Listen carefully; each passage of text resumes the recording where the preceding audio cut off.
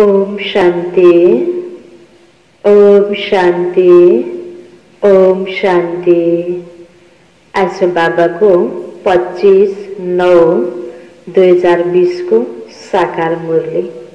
मुरली को मुख्य सार में मीठे बच्चे अपने ऊपर आपे ही कृपा करनी है, अपने ऊपर आपे ही कृपा करनी है। पढ़ाई में गैलप करो, पढ़ाई में गैलप करो। कोई भी विकर्म करके अपना रजिस्टर खराब नहीं करो, कोई भी विकर्म करके अपना रजिस्टर खराब नहीं करो। बाबाले भन्नुभयो तिमीले आफ्नो माथि आफै कृपा गर। के कुरामा कृपा गर्ने? हामी पढाइ पढ्दैछौँ, ईश्वरीय विद्यार्थी हौ। त्यही हरेक विद्यार्थीले स्कुलमा आफ्नो रजिस्टरलाई ठीक राख्नुपर्छ। जसरी बाहिर विद्यार्थीहरूले पनि आफ्नो रजिस्टरमा ध्यान दिन्छन्, त्यस्तै बाबाले हामीलाई भन्दै हुनुहुन्छ आफ्नो रजिस्टर खराब नहोस्, कुनै पनि विकर्म नहोस् र यो पढाइमा यस्तो ध्यान देऊ, यति राम्ररी पढ ताकि अघिल्लो क्लासमा एउटा क्लास मिस गरेर पनि अझ अगाडि बढाउनको लागि जसरी विद्यार्थीलाई टिचरहरूले चलाक विद्यार्थीलाई अघिल्लो क्लासमा लगिदिन्छ, त्यस्तै गरेर तिमीले पनि पढाइमा एकदमै उन्नति गर, फड्को मार्दै अगाडि जान सक। यो पढाइमा यसरी पढेर आफ्नो माथि आफैले कृपा गर। किनकि बाबा त टिचर हो, सुप्रिम टिचर, जसले यो ईश्वरीय विद्या शिक्षा पढाइरहनु भएको छ। पढेर अगाडि जानु त हाम्रो आफ्नै हातमा छ। यो पढाइमा यस्तो प्रकारले उन्नति गर ताकि आफ्नो रजिस्टर खराब नहोस्, कुनै पनि गलत कार्य नगर भन्दै हुनुहुन्छ बाबा। प्रश्नमा इस ऊंची पढ़ाई में पास होने के लिए मुख्य शिक्षा कौन सी मिलती है? इस ऊंची पढ़ाई में पास होने के लिए मुख्य शिक्षा कौन सी मिलती है? उसके लिए किस बात पर विशेष अटेंशन चाहिए? उसके लिए किस बात पर विशेष अटेंशन चाहिए? बाबा प्रश्न सोध्दै हुनुहुन्छ। यो पढाइ उच्च पढाइ छ, यसमा पास हुनको लागि कुन कुरामा हामीले ध्यान दिने? बाबाले कुन मुख्य शिक्षा दिनुभएको छ त? यो पढाइमा पास हुनेको मुख्य आधार के हो त? उत्तरमा इस पढ़ाई में पास होना है तो आंखें बहुत बहुत पवित्र होनी चाहिए। आजकल 2-4 दिन यताको मुरलीमा बाबाले विशेष पवित्रतामा फोकस गर्नुभएको छ। दृष्टि, मन, वचन, कर्म हरेक कुरामा पवित्रता चाहियो। त बाबाले हिजो पनि भन्नुभयो आफ्नो दृष्टिलाई शुद्ध बनाऊ भनेर। इस पढ़ाई में पास होना है तो आंखें बहुत बहुत पवित्र होनी चाहिए, क्योंकि यह आंखें ही धोखा देती है, यह आंखें ही धोखा देती हैं, यही क्रिमिनल बनती है। देखेपछि मनमा संकल्प चल्छ। त्यसकारण यो आँखाले धोखा नदियोस्, यसको लागि बाबा भन्नुहुन्छ पवित्र बनाऊ तिम्रो दृष्टिलाई, आँखालाई, क्योंकि यह आंखें ही धोखा देती है, यही क्रिमिनल बनती है। शरीर को देखने से ही कर्म इंद्रियों में चंचलता आती है, शरीर को देखने से ही कर्म इंद्रियों में चंचलता आती है। इसलिए आंखें कभी भी क्रिमिनल न हो, आंखें कभी भी क्रिमिनल न हो। पवित्र बनने के लिए भाई बहन होकर रहो, पवित्र बनने के लिए भाई बहन होकर रहो। याद की यात्रा पर पूरा पूरा अटेंशन दो, याद की यात्रा पर पूरा पूरा अटेंशन दो। थाहा छ कुनै गलत कार्य गर्नु हुँदैन, फेरि पनि गरिन्छ, फेरि पश्चाताप हुन्छ। त्यसकारण त्यो नियन्त्रण गर्ने पावर पनि चाहिन्छ। त्यो पावर बाबाको यादको द्वारा प्राप्त हुन्छ। त्यसकारण बाबाले भन्नुहुन्छ यादको यात्रामा पूरा पूरा ध्यान देऊ र दृष्टिलाई पवित्र बनाऊ। पवित्र दृष्टि बनाउनको लागि विधि बाबाले बताइदिनु भयो। हामी त एउटै परमपिता परमात्माको सन्तान हो, हामी आपसमा दाजुभाइ दिदीबहिनी हो, एउटै परिवारका हामी सदस्य हौं। यो भावनाको विकास गर्यो भने आपसमा दृष्टिकोण पनि सही बन्छ, ठीक बन्छ, पवित्र बन्छ। त्यसकारण आँखाले देखेर पनि हामीबाट गलत कार्य नहोस्, त्यसको लागि यो विधि बाबाले हामीलाई सिकाउनु भयो। पवित्रतामा तिमीले ध्यान देऊ, त्यसको लागि आत्मिक दृष्टि र योगको यात्रालाई बढाऊ। गीत छ, धीरज धर मनुवा धीरज धर। ओम शांति। किसने कहा? ओम शांति किसने कहा? बेहद के बाप ने बेहद के बच्चों को कहा। जैसे कोई मनुष्य बीमारी में होता है तो उनको आथत दिया जाता है कि धीरज धरो, तुम्हारे सब दुख दूर हो जाएंगे। त्यसरी नै बाबाले पनि हामीलाई आथत दिनुभएको छ। धैर्य गर्नको लागि बाबाले हामीलाई भनिरहनु भएको छ कि बच्चे, अब यो कलिगी दुनियाँको दुख पनि अब जाँदैछ छिटै नै। अब सतीकी दिन आउँछन्, सुखका दिन आउँछन्, त्यसकारण धैर्य गर। उनको खुशी में लाने के लिए आथत दिया जाता है। अब वह तो है हद की बात है, धैर्य गर, केही छैन, 2-4 दिन हो, केही समय त हो नि, अलि दिनपछि यस्तो हुन्छ भनेर सम्झाइन्छ नि दुखी मनुष्य आत्माहरूलाई। तो वह तो है हद की बात है और यह है बेहद की बात। इनके कितने ढेर बच्चे होंगे, सबको दुख से छुड़ाना है, यह भी तुम बच्चे ही जानते हो। शिव बाबाले ब्रह्माको द्वारा सबै मनुष्य आत्माको दुख हर्न आउनु भएको छ भनेपछि कति धेरै बच्चाहरूको माथि बाबाको ध्यान छ, हरेक बच्चालाई दुखबाट छुड़ाउनु छ। यह भी तुम बच्चे ही जानते हो, तुमको भूलना नहीं चाहिए। बाप आए हैं सर्व की सदगति करने, सर्व का सदगति दाता है, तो इसका मतलब सभी दुर्गति में है। तब सदगति में लैजानको लागि बाबा आउनुभयो। सारी दुनिया के मनुष्य मात्र, उनमें भी खास भारत आम दुनिया कहा जाता है। खास तुम सुख धाम में जाएंगे, बाकी सब शांति धाम में चले जाएंगे। बुद्धि में आता है बरोबर हम सुख धाम में थे तो और धर्म वाले शांति धाम में थे। बाबा आया था और सुख धाम बनाया था, तो एडवर्टाइजमेंट भी ऐसी करनी चाहिए, समझाना चाहिए। हर 5000 वर्ष बाद निराकार शिव बाबा आते हैं। कौन आते हैं? हरेक 5000 वर्षपछि शिव बाबा आउनुहुन्छ यो दुनियाँलाई सुखधाम बनाउनको लागि। पहिला सुखधाम थियो, अहिले दुखधाम बनेको छ, त्यसकारण बाबा अहिले आउनुभएको छ। वह सभी का बाप है, बाकी सब ब्रदर्स हैं, आत्मिक रूप में भाई भाई। ब्रदर्स ही पुरुषार्थ करते हैं, फादर से वर्षा लेते हैं। ऐसे तो नहीं फादर्स पुरुषार्थ करते हैं। सब फादर्स हो तो फिर वर्षा किससे लेंगे? क्या ब्रदर्स से लेंगे? यह तो हो न सके। अभी तुम समझते हो, यह तो बहुत सहज बात है। सती में एक ही देवी देवता धर्म होता है, बाकी सब आत्माएं मुक्ति धाम में चली जाती हैं। वर्ल्ड की हिस्ट्री ज्योग्राफी रिपीट कहते हैं, तो जरूर एक ही हिस्ट्री ज्योग्राफी है जो रिपीट होती है। कलयुग के बाद फिर सतयुग होगा, दोनों के बीच में फिर कलयुग और सतयुग के बीच में क्या होगा? दोनों के बीच में संगम युग भी जरूर होगा। इसको कहा जाता है सुप्रीम पुरुषोत्तम कल्याणकारी युग। अभी तुम्हारी बुद्धि का ताला खुला है तो समझते हो, यह तो बहुत सहज बात है। नई दुनिया और पुरानी दुनिया, पुराने झाड़ में जरूर बहुत पत्ते होंगे और नए झाड़ में थोड़े पत्ते होते हैं। कुनै पनि बिरुवा भर्खरै उम्रेको हुन्छ भने 2 पत्ता वाला हुँदै हुँदै बिस्तारै हाँगा बिगा पलाउँदै गएर जति पुरानो हुन्छ उति झाड़ झ्याङ बढ्दै जान्छ। पुराने झाड़ में जरूर बहुत पत्ते होंगे, नए झाड़ में थोड़े पत्ते होंगे। बाबाले यो पत्ताको कुरा, बिरुवाको कुरा किन भन्दै हुनुहुन्छ? हामीलाई बुझाउनको लागि। सतयुगमा थोरै जनसङ्ख्या थियो, सुख थियो, सबै मनुष्य आत्माहरू पवित्र थिए, देवता थिए। अब अहिले यो मनुष्य सृष्टि रूपी झाड़ पुरानो भएको छ।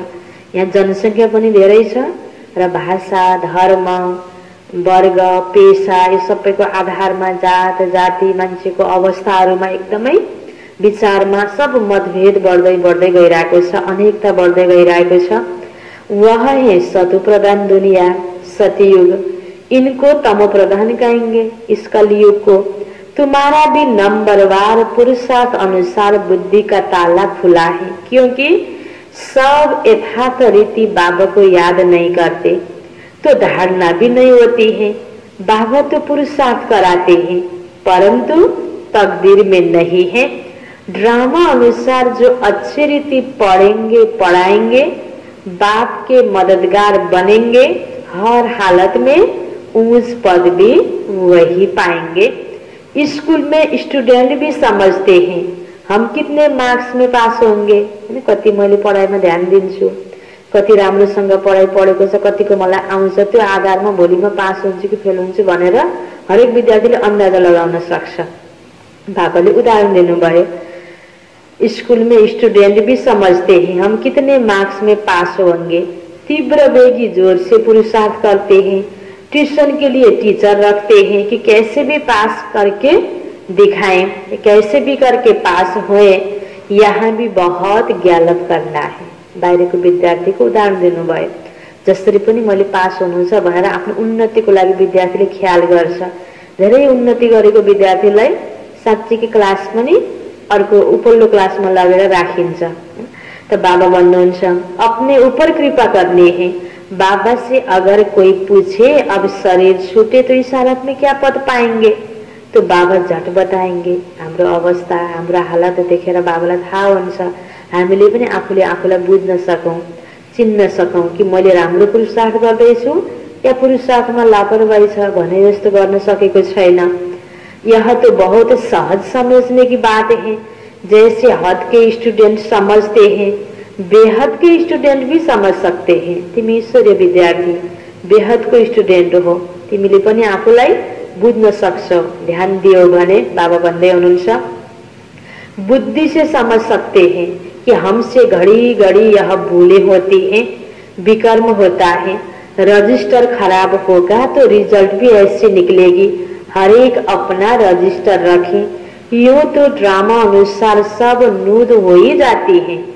खुद भी समझते हैं हमारा रजिस्टर तो बहुत खराब है, न समझ सके तो बाबा बता सकते हैं। स्कूल में रजिस्टर आदि सब रखा जाता है, इनका तो दुनिया में किसी का पता ही नहीं। नाम है गीता पाठशाला, वेद पाठशाला कभी नहीं कहेंगे।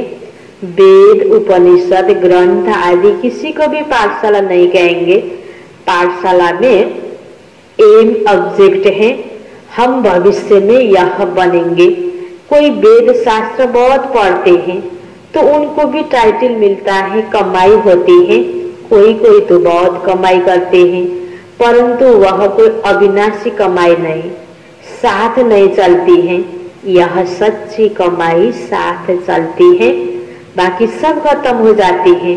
तुम बच्चे जानते हो हम बहुत बहुत कमाई कर रहे हैं, हम विश्व के मालिक बन सकते हैं। सूर्यवंशी डिनास्टी है तो जरूर बच्चे तख्त पर बैठेंगे, बहुत ऊंच पद है।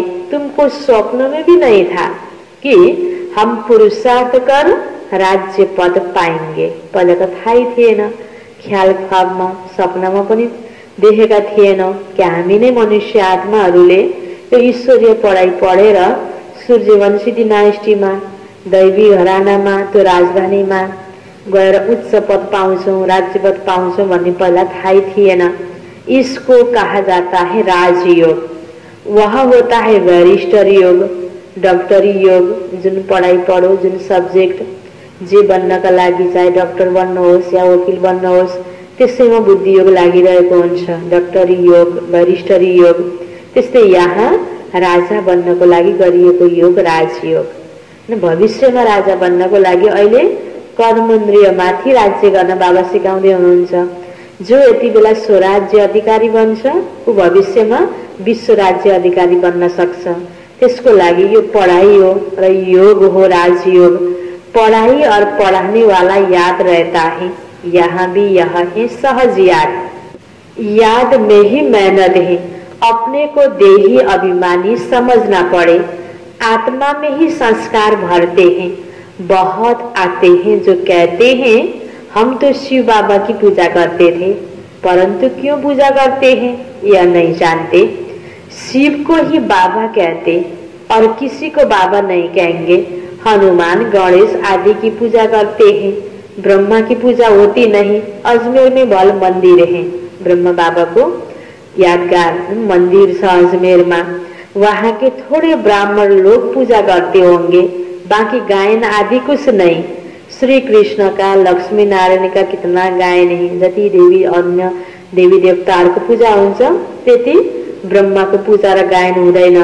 ब्रह्मा का नाम नहीं, क्योंकि ब्रह्मा तो इस समय संग्रह है। ब्रह्मा शिव बाबाले जुन शरीर को आधार दिनुभयो, नाम कर्तव्यवाचक नाम ब्रह्मा राखिदिनु भयो, त्यो शरीरले त पुरुषार्थ गर्दैछ नि, त्यो देव पद पाइसकेको छैन, देवतुल्य संस्कार पूरा बनिसकेको हुँदैन यति बेला। र सम्पन्न बनाइसकेपछि त भोलि गएर कृष्णको रूपमा जन्मिने हो। त्यसकारण ब्रह्माको अवस्थाको त्यति धेरै पूजा हुँदैन। फिर बाप आकर इनको एडॉप्ट करते हैं, यह भी बहुत सहज है। तो बाप बच्चों को भिन्न भिन्न प्रकार से समझाते हैं। बुद्धि में यह रहे कि शिव बाबा हमको सुना रहे हैं, वह बाप भी हैं, टीचर गुरु भी हैं। शिव बाबा ज्ञान का सागर हमको पढ़ाते हैं। अभी तुम बच्चे त्रिकालदर्शी बने हो, ज्ञान का तीसरा नेत्र तुमको मिलता है, यह भी तुम समझते हो। आत्मा अविनाशी है। क्या समझते हैं? आत्मा अविनाशी है। आत्माओं का बाप भी अविनाशी है। आत्मा अविनाशी, आत्माहरूको पिता बाबा पनि अविनाशी। यह भी दुनिया में कोई नहीं जानते। वह तो सब पुकारते ही हैं, बाबा हमको पतित से पावन बनाओ। ऐसे नहीं कहते कि वर्ल्ड की हिस्ट्री ज्योग्राफी आकर सुनाओ, यह तो बाप खुद आकर सुनाते हैं। पतित से पावन, फिर पावन से पतित कैसे बनेंगे, हिस्ट्री रिपीट कैसे होगी, वह भी बताते हैं। 84 का चक्र है, हम पतित क्यों बने, फिर पावन बन कहाँ जाना चाहते हैं। मनुष्य तो सन्यासी आदि के पास जाकर कहेंगे मन की शांति कैसे हो, ऐसे नहीं कहेंगे कि हम संपूर्ण निर्विकारी पावन कैसे बने। यह कहने में लज्जा आती है। अभी बाबा ने समझाया, तुम सब भक्तियां हो, मैं हूँ भगवान ब्राइड ग्रूम, तुम हो ब्राइड्स। तुम सब मुझे याद करते हो, मैं मुसाफिर बहुत ब्यूटीफुल हूँ। बाबा शिव बाबा सेवाको लागि आउनुभएको छ भन्दै हुनुहुन्छ, म मुसाफिर बहुत ब्यूटीफुल हूँ, सारी दुनिया के मनुष्य मात्र को खूबसूरत बनाता हूँ। जो सबैलाई सुन्दर बनाउनुको योग्यता छ ऊ आफू कति सुन्दर होला भनिन्छ नि। जसको रचना यति सुन्दर छ, यो प्रकृति, यो मनुष्य आत्माहरू, यो सारा संसारको व्यवस्था सब जब रचना यति सुन्दर छ भने तो रच्नेवाला भगवान कति सुन्दर होला। भावनामा आएर कति गीत पनि बनेका छन् नि। तो बाबा रियलमा हैन बाबा भन्दै हुनुहुन्छ, सारी दुनिया के मनुष्य मात्र को खूबसूरत बनाता हूँ। वंडर ऑफ वर्ल्ड स्वर्ग ही होता है। यहाँ 7 वंडर्स गिनते हैं, स्वर्ग को तुलना में केही पनि छैन। वहाँ तो वंडर ऑफ वर्ल्ड एक ही स्वर्ग है। बाप भी एक, स्वर्ग भी एक, जिसको सभी मनुष्य मात्र याद करते हैं। अहिलेसम्म पनि त्यो स्वर्ग दुनिया को याद, स्वर्ग में जाने मनुष्य आत्मा को चाहना, स्वर्ग में जाने, यस्तै स्वर्ग का देवी देवताहरू को त्यति बेलाको चीज को अहिलेसम्म पनि पूजा हुनु। त्यो स्वर्ग कस्तो होला, कति सुंदर होला, कति सुख होला तो दुनिया में। यहाँ तो कुछ भी वंडर है नहीं। तुम बच्चों के अंदर धीरज है कि अब सुख के दिन आ रहे हैं। धीरज धर मनुवा धीरज धर, अब सुख के दिन आ रहे हैं, है ना। आया कि आया, तुम समझते हो इस पुरानी दुनिया का विनाश हो तब तो राजाएं मिले स्वर्ग की। अभी अर्जुन राजाएं स्थापन नहीं हुई है। हाँ, प्रजा बनती जाती हैं, बच्चे आपस में राय करते हैं, सर्विस की वृद्धि कैसे हो, सबको पैगाम कैसे देवे। बाप आदि सनातन देवी देवता धर्म की स्थापना करते हैं, बाकी सबका विनाश कराते हैं। ऐसे बाप को याद करना चाहिए ना, जो बाप हमको राज तिलक का हकदार बनाए, बाकी सबका विनाश करा देते हैं। तो ऐसे बाबा को कितना याद करना चाहिए। बाबा भन्नुहुन्छ जो बाप हमको राज तिलक का हकदार बनाए ताकि सबका विनाश करा देते हैं। नेचुरल कैलेमिटीज भी ड्रामा में नुदी हुई है। इस बिगर दुनिया का विनाश हो ही नहीं सकता। पुरानो दुनिया को विनाश होना छ न, पुरानो घर तोड्न छ, त्यसलाई भत्काउन बिगार्न छ। जहाँ नयाँ घर बनाउनु छ भने त केही केही कुराहरू सधैँ त्यहाँ भए पनि राम्रै भए पनि त्यसलाई निकाल्नै पर्छ, हटाउनै पर्छ, सफाई गर्नै पर्छ। त्यस्तै यो दुनियाँको विनाशको लागि पनि यो प्राकृतिक प्रकोपहरू जो भइरहेको छ यो पनि जरुर हुन छ, यो निश्चित छ, फिक्स छ। इस बिगर दुनिया का विनाश हो नहीं सकता। बाबा कहते अभी तुम्हारा इम्तिहान बहुत नजदीक है।